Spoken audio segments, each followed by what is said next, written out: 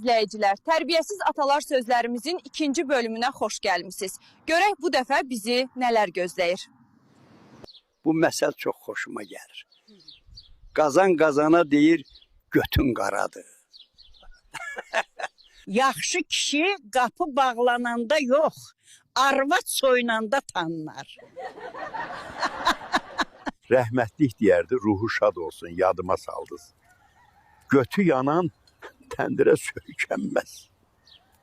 Babını tapar, osturaqda qapını. Pişiyə deyiblər, poxun dərmandır, sıçar, bastırar. Bu məsəli rəhmətlik babam atama deyərdi. Pulun yoxdur, götüvü niyə silkələyirsən? Toyuq gedər, poxun da özü ilə gedər.